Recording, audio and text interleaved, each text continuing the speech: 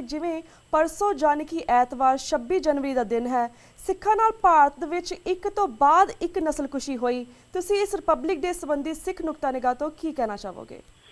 देखो भैन जी, सिख नुकता निगाह तो जां मैं कहां कि इंसानियत के नुकता निगाह तो पहली गल तां इह कि संविधान कहंदे ने इस दिन लागू होया। बेशक उन्होंने भीम राव अंबेडकर होरां ने लिखिया सी, पर जिस तरीके दे नाल उस देश दे विच उस लिखे हुए संविधान दियां भी धज्जियां उड्डियां ने ते फिर इहदे नाल दे नाल सिखां वास्ते उस संविधान दे विच जगह ही कोई नहीं। जिवें उत्थे खास तौर पर सिखां नूं वखरी कौम वखरा धर्म ना मनना ते फिर बोधियां ते जैनियां और सिखां नूं नूड़ के रख देना। जिवें उस बहुगिनती कल्चर दे नाल रीसेंटली तुसीं देखिया होवेगा जिस बहुत घट गिनती विच जिहड़े लोग एक फिरका रहिंदा उन्हां नूं भी माइनॉरिटीज़ दा मिलिया रुतबा और होर बहुत सारे इहो जिहे कानून ने जिहदे आपां देख रहे हैं कि माइनॉरिटीज़ दे नाल धक्का हो रहा। मैनू इस गल की परेशानी नहीं है कि हिंदुस्तान दे विच 26 जनवरी का जिहड़ा बड़ी शानो शौक नाल क्यों मना रहे हैं। परेशानी ये गल दे रही है कि जिहड़े लोगों नूं क्लीयर चिट्टी धुप वांगू 66 साल दे विच दिस रहा जातियां होईयां, दिस रहा उस धरती दे उत्ते किसी नूं इंसाफ नहीं मिलिया, दिस रहा उस संविधान ने किसी नूं प्रॉपरली मैं समझदा कि सेफ नहीं कीता उन्हां दे जिहड़े ह्यूमन राइट्स ने। इहदे बावजूद तुसीं सिख नुकता निगाह तो जदों पुछिया ते सिੱਖੀ दे विच मैं समझदा कि सब तो वड्डी गल ये साडे हक विच है कि साडी लीडरशिप ने इस संविधान दे उत्ते दस्तखत नहीं कीते, अपने सिग्नेचर नहीं कीते और फिर 66 सालों तो लगातार उत्थे बेशक उत्तरी भारत विच पंजाबी बोलदा जिहड़ा इलाका उत्थे वखरे खित्ते बनाउण दी गल भी कीती गई सी, पर इहदे बावजूद 66 सालों दे विच असीं देखिया कि सानू कोई सैपरेट अपनी जिहड़ी साडी चंडीगढ़ राजधानी सी वो भी नहीं मिली। डे बाई डे और हर एक सैकंड इहो जिहा आया कि जिन्हें अगले सैकंड वास्ते एक नवीं सिखां लई मुसीबत खड़ी कीती है। पर ठीक है, जिहड़े लोग उत्थे आज़ाद होणगे उस धरती दे उत्ते वो तां इहो जिहे दिनां नूं जोशो खरोश दे नाल मनाउण, वो तां जश्न मनाउण, पर जिहड़े लोग उस भारत दी कैद दे विच ने और इन्ने बुरे तरीके नाल संताप हंडा रहे ने उन्हां वल्लों ये जश्न मनाए जाने ते सब तो पहली गल बड़े निंदकयोग ने। जिथों तक दी गल हैगी है सिखां दी, सिखां ने लगातार मैं समझदा कि असिद्धे तौर ते 66 साल तो ते सिद्धे तौर ते 30 साल तो जिहड़ा संताप अपने शरीर दे उत्ते भोगिया, ये हुण कोई भी इहो जिहा हिरदा नहीं है कि जिन्हों जिहड़ा ये कह देवे कि सानू पता नहीं जां की वाकई साडे नाल इन्नियां ज्यादतियां होईयां ने।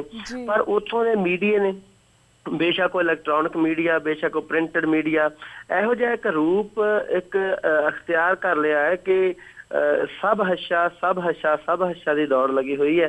ते पर जिहड़ी सिखां दी वखरी होण दी गल है उहनूं बिल्कुल उस धरती के उत्ते मानता नहीं दी गई। तो जिहड़े लोग अज उस 26 जनवरी मनाउण दे 26 जनवरी के जश्न मनाउण दे काले ने TV84 दे राहीं आपां यही देख सकते हैं कि आपां पड़चोल करिए पिछले 66 सालों दे विच साडे नाल उत्थे की धक्केशाइयां होईयां ने जां इस संविधान ने किन्नी कुछ साडी राखी कीती है। बेशक वो बिल्कुल जैनुइन जिहियां मंगां सन। मैं अक्सर देखदा रहिना कि अजे भी कई लोग कहिंदे ने जी कि हिंदुस्तान तो वखरे होण दे बिना कोई होर रस्ता है, और वो रस्ता लगातार सिखां ने अख्तियार किया कि हिंदुस्तान दे विच रह के भाई आ जिहड़ियां संविधानिक तौर पर तुसीं मेजर मिसटेक्स कीतियां ने, बहुत वड्डियां गलतियां कीतियां ने कि सिखां नूं एक कौम वजों एक धर्म वजों तुसीं मानता नहीं दे रहे। तुसीं ये जिहड़ियां अपणियां मिसटेक्स ने इन्हां नूं क्लीयर करो ते सिख हिंदुस्तान दे विच ही रहना चाहुंदे ने। और फिर खास तौर ते 84 दे विच जदों संत जरनैल सिंह जी ने भी ये गल कही सी, जिन्हां दे उत्ते बहुत वड्डा अज एक वड्डा तबका जिहड़ा ये दोष लाउण दी कोशिश करदा है, बड़ा असफल कोशिश करदा है कि उन्हां ने सिखां नूं वखवादी बना दित्ता। उन्हां दी भी स्पीचस बार बार साडे सामने है कि असीं हिंदुस्तान दे विच रहना चाहुंदे आ, बराबर दे शहरी बन के रहना चाहुंदे हैं। इहदा मतलब कि किते ना किते साडे नाल उत्थे ना बराबरी हो रही है संविधानिक तौर पे, और वो बार बार कहंदे सी कि असीं बराबर दे शहरी बन के रहना चाहुंदे आ, असीं गुलाम बन के 2 नंबर दे शहरी बन के नहीं रहना चाहुंदे। पर जे हरमंदर साहिब दे उत्ते हमला होया, हुण वेखो संविधानिक तौर ते वो अपने राइट मंग रहे सन हिंदुस्तान दे विच रह के, ते इन्हां ने राइट देण दी बजाय उल्टा श्री हरमंदर साहिब दे उत्ते हमला कीता। ते पर हुण ਉਹ ਰਿਪਬਲਿਕ ਡੇ ਮਨਾਉਣ, ਉਹ ਸੰਵਿਧਾਨਕ ਦਿਨ ਮਨਾਉਣ, ਉਹ ਜਿਹੜੇ ਦਿਨ ਮਰਜ਼ੀ ਦਿਨ ਮਨਾਉਣ, ਪਰ ਸਿੱਖਾਂ ਵਾਸਤੇ ਨਾ ਪਹਿਲਾਂ ਨਾ ਅੱਜ ਤੇ ਨਾ ਆਉਣ ਵਾਲੇ ਸਮੇਂ ਵਿੱਚ ਉਸ ਧਰਤੀ ਤੇ ਕੋਈ ਇਨਸਾਫ ਮਿਲਣ ਦੀ ਆਸ ਨਹੀਂ ਹੈ। ਸੋ ਅਸੀਂ ਸਮਝਦੇ ਹਾਂ ਕਿ ਸਿੱਖਾਂ ਵਾਸਤੇ ਤਾਂ ਇਹ ਇੱਕ ਗੁਲਾਮੀ ਦਿਵਸ ਹੀ ਹੈ ਔਰ ਇਹ ਇੱਕ ਕਾਲਾ ਦਿਵਸ ਹੀ ਹੈ। ਜਿਹੜੇ ਲੋਕ ਸੱਚਮੁੱਚ ਆਪਣੇ ਸਿਧਾਂਤਾਂ ਨੂੰ, ਆਪਣੇ ਹੱਕਾਂ ਨੂੰ ਸਮਝਦੇ ਨੇ ਕਿ ਸਾਡੇ ਕਿਸ ਤਰ੍ਹਾਂ ਕੁਚਲੇ ਗਏ ਨੇ, ਇਹ ਜਿਹੜਾ ਆ ਰਿਹਾ ਰਿਪਬਲਿਕ ਡੇ, ਇਹਦੇ ਉੱਤੇ ਸਿੱਖਾਂ ਵਾਸਤੇ ਤਾਂ ਬੜੀ ਇੱਕ ਨਵੀਂ ਮੈਂ ਸਮਝਦਾ ਕਿ ਕਾਲੇ ਦਿਨ ਦੀ ਹੋਰ 67ਵੇਂ ਸਾਲ ਦੀ ਸ਼ੁਰੂਆਤ ਹੈ। ਔਰ ਸਾਡਾ ਇਸ ਰਿਪਬਲਿਕ ਡੇ ਦੇ ਨਾਲ ਕੋਈ ਸੰਬੰਧ ਨਹੀਂ, ਕਿਉਂਕਿ ਸਾਨੂੰ ਉੱਥੇ ਬਿਲਕੁਲ ਵੀ ਉਹਨਾਂ ਨੇ ਕਿਸੇ ਵੀ ਕਿਸਮ ਦਾ ਜਿਹੜਾ ਸਾਡਾ ਰਾਈਟ ਆ ਉਹ ਨਹੀਂ ਦਿੱਤਾ ਪਿਛਲੇ 66 ਸਾਲ 'ਚ। ਹਾਂਜੀ ਬਿਲਕੁਲ। ਤੇ ਵੀਰ ਜੀ ਸਾਡੇ ਕੋਲ 3 ਮਿੰਟ ਰਹਿ ਗਏ ਨੇ, ਅਸੀਂ ਇਹ ਵੀ ਜਾਣਨਾ ਚਾਹਾਂਗੇ ਜਿਸ ਤਰ੍ਹਾਂ ਪ੍ਰੋਫੈਸਰ ਭੁੱਲਰ ਜੀ ਦੇ ਕੇਸ ਸੰਬੰਧੀ ਬਿਨਾਂ ਫੈਸਲਾ ਆਏ ਹੀ ਜਥੇਦਾਰ ਅਕਾਲ ਤਖਤ ਸਾਹਿਬ ਦੀ ਵਿਦਾਈ ਬ੍ਰਿਗੇਡ ਨੇ ਕੱਛਾਂ ਵਜਾਣੀਆਂ ਸ਼ੁਰੂ ਕਰ ਦਿੱਤੀਆਂ ਹਨ, ਇਸ ਬਾਰੇ ਤੁਸੀਂ ਕੀ ਸੋਚਦੇ ਹੋ? ਇਹ ਮੈਂ ਸਮਝਦਾ ਕਿ ਬਹੁਤ ਹੀ ਸ਼ਰਮਨਾਕ, ਬਹੁਤ ਹੀ, ਜਿਵੇਂ ਇੱਕ ਪੰਜਾਬੀ ਦਾ ਅਖਾਣ ਹੈ, ਇਹ ਕੋਈ ਇਹੋ ਜਿਹਾ ਨਹੀਂ ਕੋਈ ਸਾਡਾ TV84 ਨੂੰ ਦੇਖ ਰਿਹਾ ਕੋਈ ਇਹ ਨਾ ਸਮਝੇ ਕੋਈ ਅਸੀਂ ਆਪ ਸ਼ਬਦ ਬੋਲ ਰਹੇ ਹਾਂ। ਇੱਕ ਪੰਜਾਬੀ ਦਾ ਬੜਾ ਅਮੀਰ ਅਖਾਣ ਹੁੰਦਾ ਸੀ ਕਿ ਕੁੜੀ ਪੇਟ ਕਣਕ ਖੇਤ ਆ ਜਵਾਈਆ ਮੰਡੇ ਖਾ। ਅਜੇ ਕਣਕ ਖੇਤ ਦੇ ਵਿੱਚ ਹੈ, ਕੁੜੀ ਪੇਟ ਦੇ ਵਿੱਚ, ਅਸੀਂ ਜਵਾਈਆਂ ਨੂੰ ਰੋਟੀਆਂ ਖਵਾਉਣ ਲੱਗ ਪੈਂਦੇ, ਸਾਡੀ ਇਹ ਹਾਲਤ ਹੈ।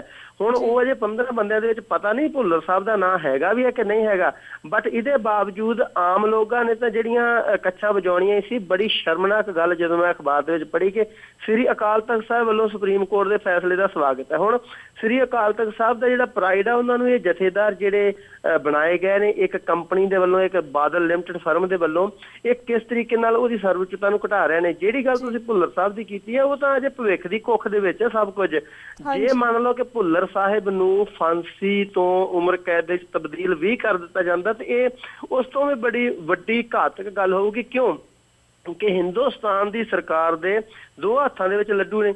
ਪਹਿਲੀ ਗੱਲ ਤਾਂ ਇਹ ਕਿ ਭੁੱਲਰ ਸਾਹਿਬ ਦੇ ਉੱਤੇ ਜਿਵੇਂ ਆਪਾਂ ਸਾਰਿਆਂ ਨੂੰ ਪਤਾ ਕਿ 137 ਗਵਾਹਾਂ ਦੇ ਬਾਵਜੂਦ ਇੱਕ ਵੀ ਨਾ ਭੁਗਤਣਾ, ਔਰ ਉਹਨਾਂ ਨੂੰ ਇਹ ਵੀ ਫਾਂਸੀ ਦੇਣ ਦਾ ਹੱਕ ਨਹੀਂ ਹੈ ਉਹਨਾਂ ਨੂੰ, ਕਿਉਂਕਿ ਉਹਦੇ ਖਿਲਾਫ ਕੋਈ ਗਵਾਹ ਨਹੀਂ ਭੁਗਤ ਰਿਹਾ ਪ੍ਰੋਪਰਲੀ ਸਿੱਧੇ ਤਰੀਕੇ ਦੇ ਨਾਲ। ਨੰਬਰ 2 ਤੇ ਉਹਨਾਂ ਨੂੰ ਸਰੀਰਕ ਤੌਰ ਤੇ, ਮਾਨਸਿਕ ਤੌਰ ਤੇ ਉਹ ਕਹਿ ਲਓ ਕਿ ਫਿਜ਼ੀਕਲੀ ਫਿਟ ਨਹੀਂ ਨੇ, ਉਹ ਬਿਮਾਰ ਰਹਿ ਰਹੇ ਨੇ, ਇਹਦੇ ਬਾਵਜੂਦ ਵੀ ਉਹਨਾਂ ਨੂੰ ਫਾਂਸੀ ਲਾਉਣਾ ਕਿਸੇ ਵੀ ਤਰੀਕੇ ਨਾਲ ਠੀਕ ਨਹੀਂ ਹੈ। ਨੰਬਰ 3 ਤੇ ਅਜੇ ਕੋਈ ਇਹੋ ਜਿਹੀ ਗੱਲ ਵੀ ਨਹੀਂ ਆਈ। ਹੁਣ ਸਰਕਾਰ ਦੇ ਹੱਥ ਵਿੱਚ ਲੱਡੂ, ਮੈਂ ਕਿਉਂ ਕਿਹਾ ਕਿ ਉਹ ਫਾਂਸੀ ਨਾ ਲਾ ਕੇ ਸਾਡੇ ਇੱਕ ਬਹੁਤ ਵੱਡੇ ਹਿੱਸੇ ਨੂੰ ਖੁਸ਼ ਕਰ ਲੈਣਗੇ। ਨੰਬਰ 2 ਦੇ ਉੱਤੇ ਆਪਣੇ ਮੱਥੇ ਤੇ ਲੱਗਣ ਵਾਲੇ ਬਦਨਾਮੀ ਦੇ ਟਿੱਕੇ ਨੂੰ ਧੋ ਲੈਣਗੇ। ਤੇ ਨੰਬਰ 3 ਤੇ ਜੇ ਉਹ ਫਾਂਸੀ ਲਾ ਦਿੰਦੇ ਨੇ ਤੇ ਭੁੱਲਰ ਸਾਹਿਬ ਇੱਕ ਸਿੱਖਾਂ ਦੇ ਹੀਰੋ ਬਣਦੇ ਨੇ। ਉਹ ਹੀਰੋ ਬਣਨ ਤੋਂ ਰੋਕ ਕੇ ਲੰਮਾ ਸਮਾਂ ਉਹਨਾਂ ਨੂੰ ਹੋਰ ਜੇਲ੍ਹ ਦੇ ਵਿੱਚ ਰੱਖ ਕੇ ਤੇ ਹੌਲੀ ਹੌਲੀ ਜੇ ਉਹ ਕਿਸੇ ਰੱਬ ਨਾ ਕਰੇ ਹੋਰ ਤਰੀਕੇ ਦੇ ਨਾਲ ਉਹਨਾਂ ਦੀ ਡੈਥ ਹੁੰਦੀ ਹੈ ਤੇ ਉਹ ਇੱਕ ਗੁੰਮਨਾਮ ਜੇ ਬਣ ਜਾਣਗੇ।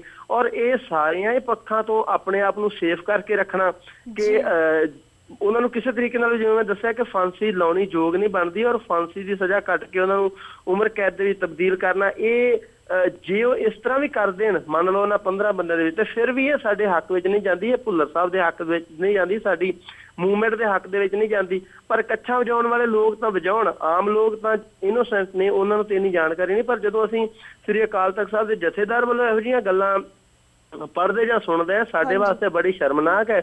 ਔਰ ਮੈਂ ਸਮਝਦਾ ਕਿ ਸਿੱਖ ਕੌਮ ਨੂੰ ਥੋੜੀ ਜੀ ਸੋਚ ਤੋਂ ਕੰਮ ਲੈਣਾ ਚਾਹੀਦਾ।